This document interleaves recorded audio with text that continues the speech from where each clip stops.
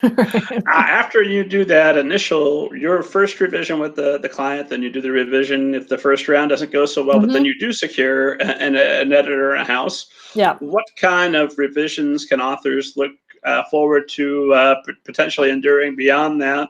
And how do you handle that with authors? Well, usually at the point that we have a deal and they have an editor, I back off.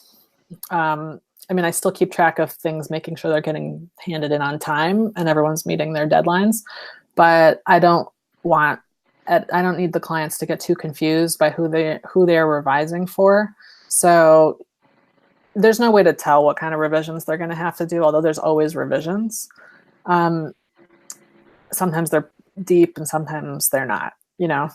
Um, but I usually just try and take a backseat at that point because I don't want to muddy the waters with too many opinions.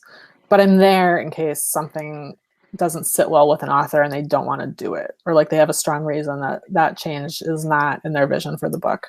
So, because at that point I become less in a sales role and more in an advocacy role where I'm there to fight the fights for the client, like talk to the editor when things get tough. If they don't feel comfortable expressing something themselves, I will do it. When covers come in, if they hate it, I write that email.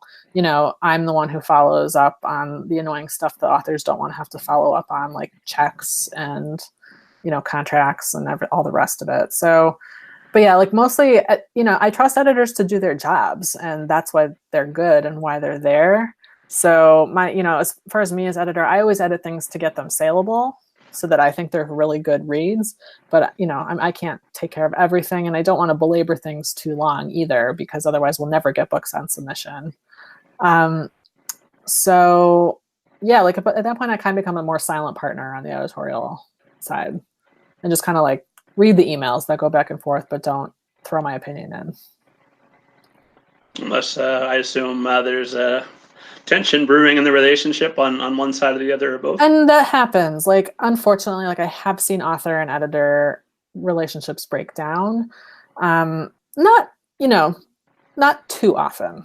You know, it does happen, which is unfortunate, but you know, then you have to be there to like advocate for your client. Like, the publisher needs to be holding up their end of the bargain about when revision letters are due, how much time the author has to revise, how they're being communicated to.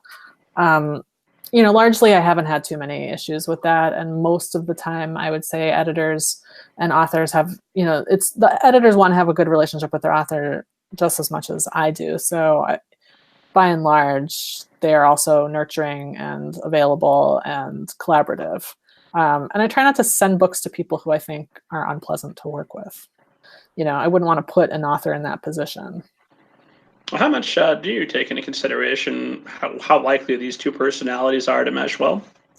A decent amount. I mean, because I'm signing people who I like and enjoy working with. And, you know, some editors, you don't necessarily know how the process is going to be, especially if it's someone I haven't sold to before, but they do have reputations. So, you know, you kind of, some of that comes in, just like an author gets to talk to me and see if I'm a good fit for them. Sometimes someone gets more than one offer and they get to have a phone call with more than one editor, and they get to feel them out and see who they think is a good fit. And then that match can be just as important. So, you know, that happens semi-regularly, where like I'll set up a few phone calls for an author to talk to different editors, and then they can tell me who they really thought like they jived with the most.